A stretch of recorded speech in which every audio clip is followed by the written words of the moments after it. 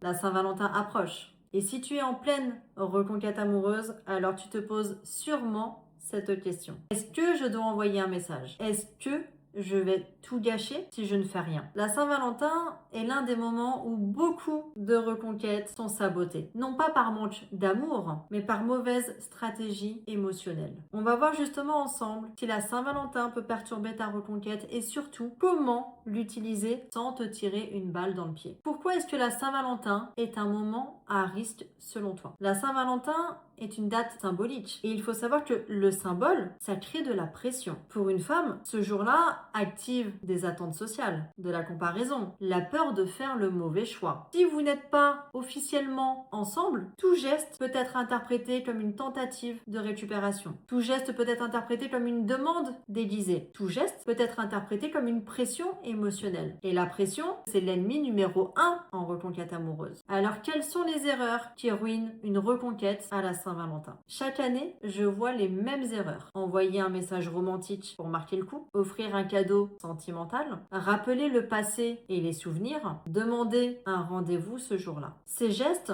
partent d'une bonne intention, mais ces gestes rappellent une chose dangereuse, c'est que la relation telle qu'elle a échoué. Et inconsciemment, ça ravive les résistances. Alors, est-ce qu'il faut faire quelque chose ou pas pour la Saint-Valentin quand on est dans un processus de reconquête? La réponse n'est pas toujours rien, mais jamais ce que ton émotion te dit. Il y a 3 cas de figure. Première chose, soit il n'y a aucun contact ou alors la relation elle est tendue. Dans ce cas, ne fais rien. Ton silence est beaucoup plus puissant qu'un message maladroit. Deuxième chose, il y a un contact léger qui est déjà réinstallé entre vous deux. À ce moment-là, un message simple, neutre, mais qui ne soit pas romantique, ça peut passer. Ça va être à évaluer. Troisième situation, s'il y a une reconnexion qui est déjà installée. Alors là, oui, un petit clin d'œil, sans romantisme forcé, peut être possible. La règle d'or, retiens bien, c'est zéro attente pour zéro sous-texte. Alors pourquoi ne rien faire peut renforcer ta position? Beaucoup d'hommes ont peur que leur silence soit interprété comme un désintérêt. Mais souvent c'est l'inverse. Ne pas agir à la Saint-Valentin, ça montre de la maîtrise émotionnelle. C'est aussi une question de maturité, mais c'est aussi de l'indépendance affective. Et ça crée parfois une surprise intérieure chez la femme. Parce que à ce moment précis, elle peut se demander mais pourquoi est-ce qu'il ne me court pas après aujourd'hui? C'est bizarre. La reconquête,